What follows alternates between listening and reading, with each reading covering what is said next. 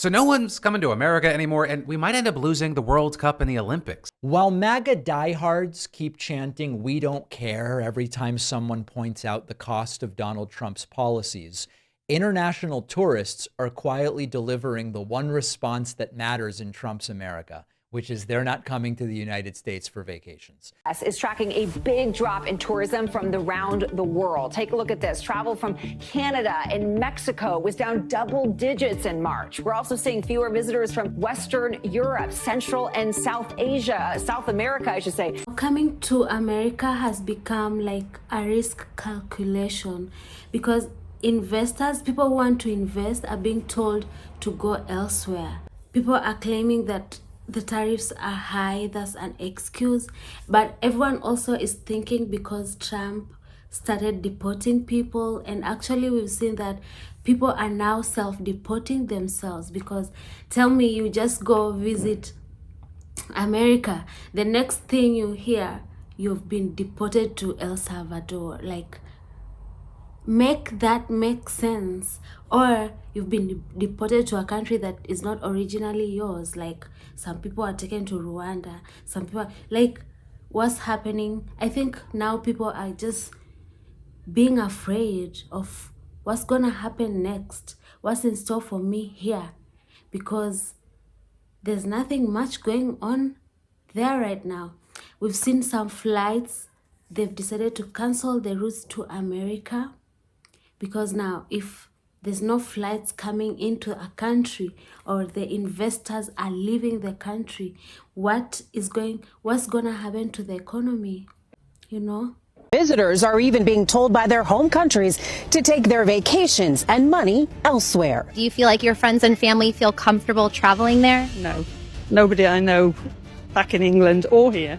And then the police can take them and just take them to a country outside the States, and then they're not a protected citizen anymore. Horror stories are emerging of treatment at the border, with one story so shocking it's got many asking if America is still safe. I think the atmosphere is changing there, so I would prefer to go there. I'd probably stay in Europe.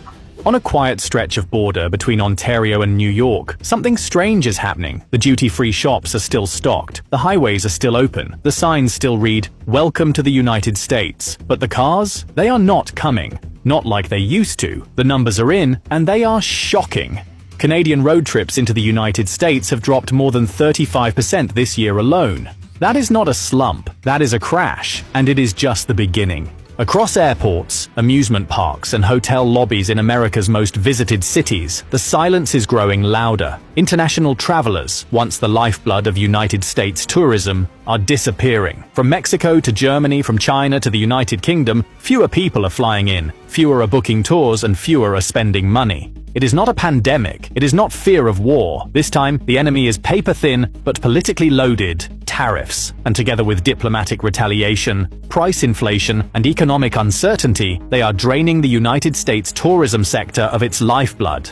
By the end of this year, the United States is on track to lose over $12 billion in foreign travel spending. That is not an estimate. It is a confirmed retreat in international demand. But when you stretch that number across the last few years since the trade war escalated, the cumulative damage is staggering. The United States has already lost more than $30 billion in tourism-related revenue since 2021. If current trends hold, by the end of 2025, that number will cross $200 billion. $200 billion. Gone quietly. Now here is what is truly astonishing. Back in 2019, international tourists spent nearly $200 billion in the United States. That year, the tourism sector supported over 1 million American jobs. Cities like New York, Orlando, and San Francisco relied heavily on this foreign spending to keep their hotels booked, their restaurants full, and their small businesses alive. But fast forward to today, and global travel reports show international tourist spending in the United States has dropped by 22% from its pre-trade war peak. That is not just a correction, it is a seismic shift, and it is driven by a very specific kind of backlash. Economic retaliation dressed in patriotic tourism. Let us talk about Canada. Historically, it is the single largest source of foreign tourists to the United States. But following a wave of American tariffs on Canadian imports, something changed. Earlier this year, Canadian leaders launched a soft boycott of United States tourism. Public campaigns encouraged Canadians to vacation at home. The message was simple: if you want to support Canada, do not spend your dollars in the United States. It worked. In February, the number of Canadians driving across the border dropped by 23%. By April, the number had cratered, down over 35% year-on-year, and with that drop came a devastating ripple effect. The United States Travel Association warns that even a 10% drop in Canadian visitors would cost the United States over $2 billion in annual tourism revenue, but current losses have already doubled that estimate. One Canadian report projects that the domestic tourism surge in Canada, fueled by the boycott, has redirected almost $9 billion away from the United States economy. That money, once spent in Seattle, Chicago, and Boston, is now circulating in Toronto, Vancouver, and Calgary. What began as a border tax dispute has evolved into a full-scale travel realignment, and Canada is not alone. Across the Atlantic, the story is repeating. European tourists, especially from Germany, France, and the United Kingdom, are cancelling trips to the United States. Some are reacting to political frictions, others to newly tightened entry rules. Earlier this year, Germany issued a travel advisory reminding its citizens that even a valid visa does not guarantee entry into the United States. That message, while subtle, sent waves across Europe. Then came the economic factor: tariffs on European wine, cheese, and steel, some as high as 200%, triggered retaliation and a souring of sentiment.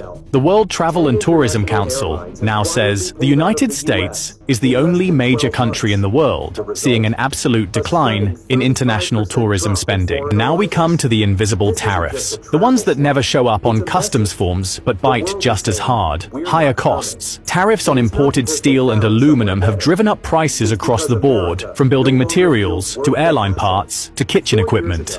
The result? Hotels are more expensive to build and renovate. Airlines are more expensive to operate. Restaurants are more expensive to run. And guests are paying the price. The effective tariff rate in the United States now hovers near 30%, levels not seen since the Great Depression. As costs climb, service prices follow. And travelers, both foreign and domestic, are choosing cheaper destinations elsewhere. Meanwhile, airlines are pulling back. Delta, Southwest, and United have all lowered their earnings forecasts this year, citing weaker demand, not because people are afraid to fly, but because they are choosing not to. Economic uncertainty and cost of living pressures are making travel a luxury.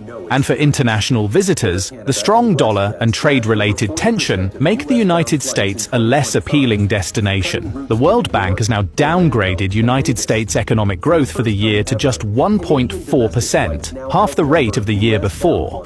That slowdown is already rippling through the tourism economy. In Las Vegas, hotel occupancy rates are down. In Florida, Disney has seen a decline in international attendance. In New York, Broadway is playing to smaller crowds. The spending gap is real, and the multiplier effect is dangerous. Foreign tourists spend up to 7 times more per person than domestic travelers. So when a European family cancels a 2-week United States vacation, it does not just cost a hotel a few nights of booking. It costs the local economy thousands of dollars in lost meals, retail sales, and entertainment purchases. And those losses add up. This is not just an industry problem, it is a national economic problem. Tariffs, intended to protect domestic jobs and industries, are now bleeding into sectors that were never supposed to be targets. Tourism is one of America's most dynamic export industries, because foreign visitor spending counts as an export. Every dollar spent by an overseas visitor in Los Angeles or Chicago is a dollar flowing into the country. But when trade tensions rise and retaliation spreads, even these indirect exports are at risk.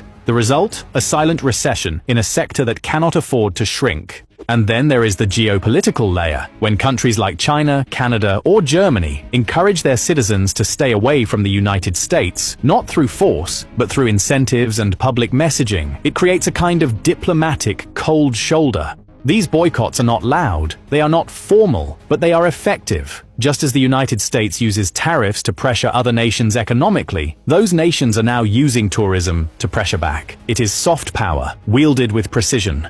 And for United States businesses that depend on foreign tourists, the consequences are very real. But what about solutions? Can this trend be reversed? In theory, yes. Trade negotiations are ongoing. United States and Chinese officials met this week in London for their second round of talks. The atmosphere was reportedly positive, with both sides signaling openness to partial tariff reductions.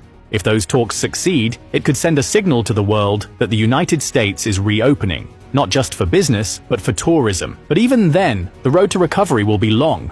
Reputation, once damaged, takes time to rebuild, and infrastructure investments delayed by tariff uncertainty may not return immediately. The United States tourism sector needs more than a ceasefire. It needs a reinvestment. That means faster visa processing. That means clearer, more welcoming travel policies. That means coordinated campaigns to restore confidence among global travelers. Other countries are doing it. Thailand, France, and Mexico are all actively courting tourists with streamlined entry rules and targeted promotions. The United States risks falling behind.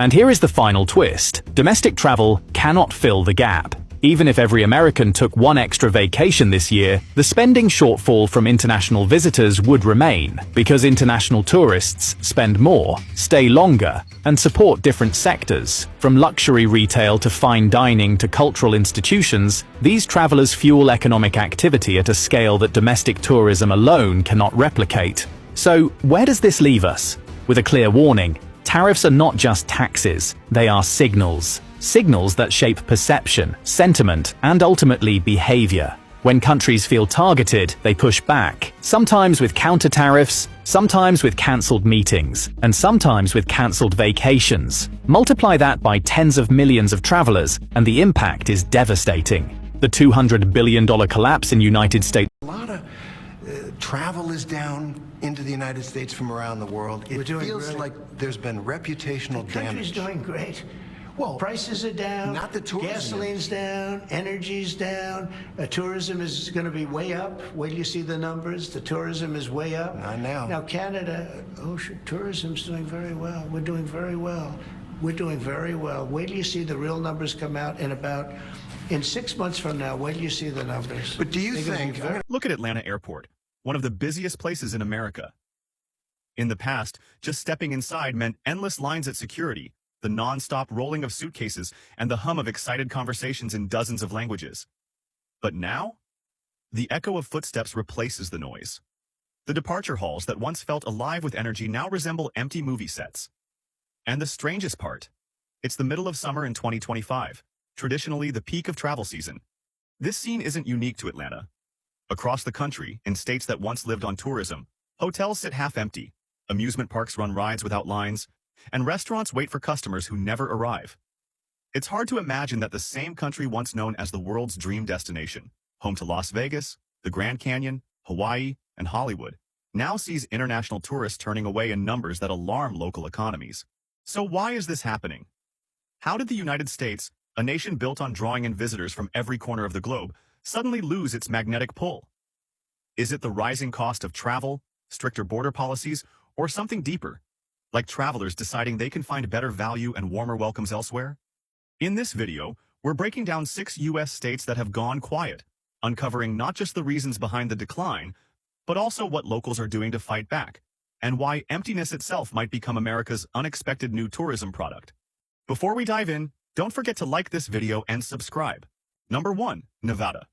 When people think of Nevada, they almost always picture Las Vegas. Bright neon lights, the non-stop ringing of slot machines, and sidewalks so crowded that you could barely move.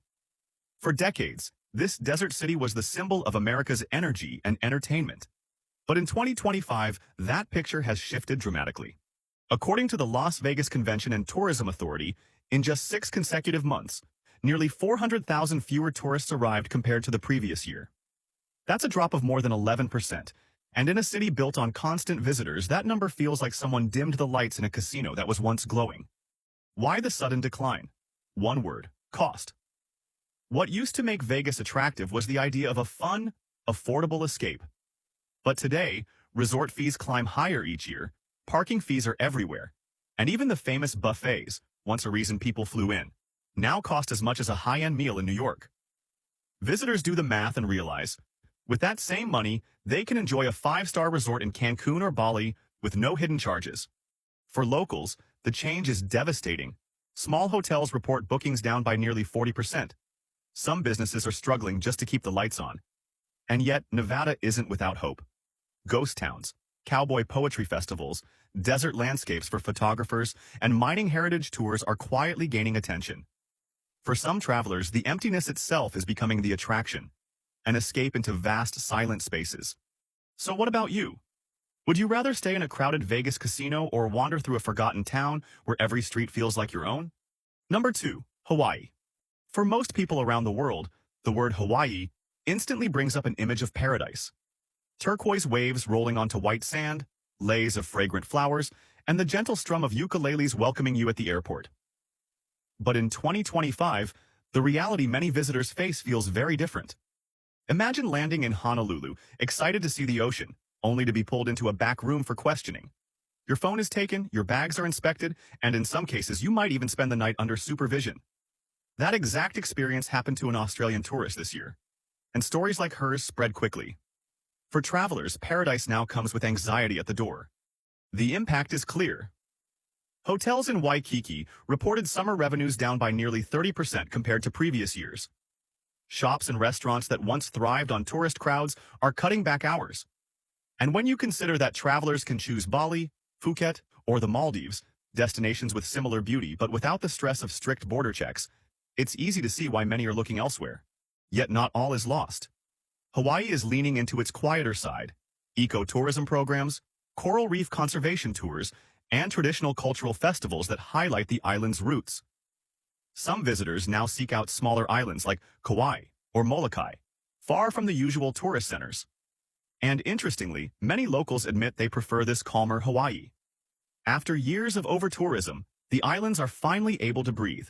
So here's the question. Is Hawaii less magical without the crowds, or has it rediscovered its true spirit? Number 3, West Virginia. West Virginia has always carried a certain charm. Just hearing the name calls up images of rolling Appalachian hills, the smell of pine, and the sound of banjos echoing across mountain valleys. Decades ago, towns like Harper's Ferry and Snowshoe were buzzing with hikers, skiers, and travelers eager to experience America's rugged outdoors. But today, if you visit, you may notice something different: the sound of emptiness. Over the past 15 years, the state has lost more than 30% of its tourist traffic. Once vibrant coal mining towns now have only a few storefronts left open. Resorts that used to overflow in winter are cutting back staff and shortening their seasons. The reasons aren't hard to find. The backbone of the local economy, coal, has been in decline for years, dragging surrounding businesses down with it. Add to that unfinished highways and limited access to attractions, and many travelers simply skip West Virginia for destinations that are easier to reach. But here's the thing. Beauty still lingers here, almost untouched. In autumn, the entire landscape bursts into fiery shades of yellow and red, rivaling the fall colors of New England. Bluegrass festivals continue to draw dedicated fans. Summersville Lake still offers fishing and boating in waters so clear you can see the bottom. And now, the state is betting on its history, reviving scenic train routes that take visitors deep into mountain country. So the question is, do we call West Virginia deserted? Or do we see it as a hidden sanctuary, a place where silence itself is the main attraction? Number 4, Arizona. For many travelers, standing at the edge of the Grand Canyon is a once-in-a-lifetime moment, the kind of sight that takes your breath away. The endless cliffs, painted red by the desert sun, have long made Arizona one of the crown jewels of American tourism. But in 2025, something unusual is happening. The trails are quiet, the buses that used to be jam-packed with tourists are now half empty, and parking lots sit with rows of open spaces. Recent data shows that group tours from Europe have dropped by nearly 1/3. The biggest culprit? A new visa integrity fee of $250 per visitor. On paper, that may not sound like much, but for a family of 4, it adds up to $1,000, enough to push travelers toward a week in Italy or Greece instead. For many international visitors, Arizona has simply become too expensive. Local businesses are feeling it too. Restaurants near the canyon that once served long lines of tourists now operate on shorter hours. A tour guide with 2 decades of experience admitted this was the first year he had to take a second job just to make ends meet. And yet, Arizona still holds treasures. Monument Valley's iconic landscapes, desert stargazing under skies free of city lights, and cultural heritage tours led by native communities. For those willing to look past the costs, the state offers silence and beauty on a scale that few places on Earth can match. So here's the thought. If even the Grand Canyon can lose its crowds, what does that say about the future of American tourism? Number 5, New Mexico. New Mexico. The name itself feels poetic.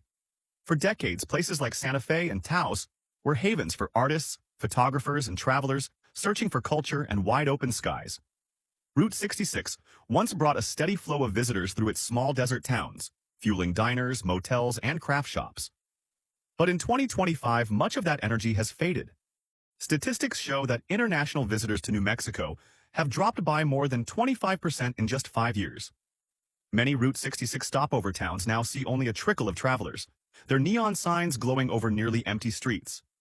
For locals, it feels like living inside an old photograph, charming but strangely quiet. Why the decline? Some say New Mexico has been overshadowed by flashier neighbors like Arizona and Texas, destinations with better marketing and bigger international names. Others point to safety concerns in certain urban areas, or the reality that transportation across vast desert distances can be daunting. After all, not everyone is eager to drive hours just to reach a small town or cultural site. Still, New Mexico holds experiences you can't find anywhere else. The ancient Pueblo ruins whisper stories thousands of years old. The Carlsbad Caverns stretch beneath the earth like a hidden cathedral. And each autumn, the skies over Albuquerque erupt with the world's largest hot air balloon festival, a sight you'll never forget. The state is now working hard to reposition itself as a destination for true adventure. The question is, would you take the long road into the desert, not for crowds, but for the chance to find something real? Number 6, Michigan. Michigan was once the pride of American industry and leisure. Detroit stood tall as the Motor City, and every summer families flocked to the shores of Lakes Michigan, Huron, and Superior to sail, swim, and celebrate long sunny days. But if you wander through many lakeside towns in 2025, the scene is far quieter than it used to be. Over the past 2 decades, visitor numbers outside of famous spots like Traverse City or Mackinac Island have dropped by more than 30%. Resorts that once thrived during the summer now close earlier in the season, and restaurants in small towns open only a few days a week. The decline of the auto industry left local economies struggling, and harsh winters often discourage off-season tourism. Combined with a global trend toward all-inclusive destinations, many travelers simply skip Michigan's smaller towns altogether. For locals, the change is deeply felt. A woman who runs a pie stand near Springfield recalled selling out every weekend in the past. Now, she often packs up half her goods to take home.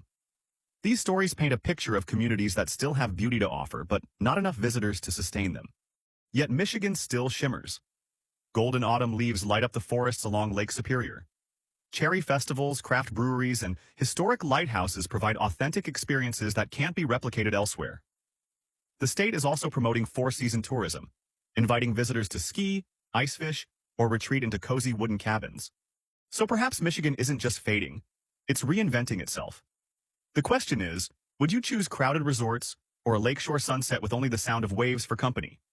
Tourism in America is shifting. Crowds are fading, but silence and authenticity are rising. From Nevada's ghost towns to Michigan's empty lakeshores, these states remind us that emptiness isn't always loss. It can be a new kind of treasure.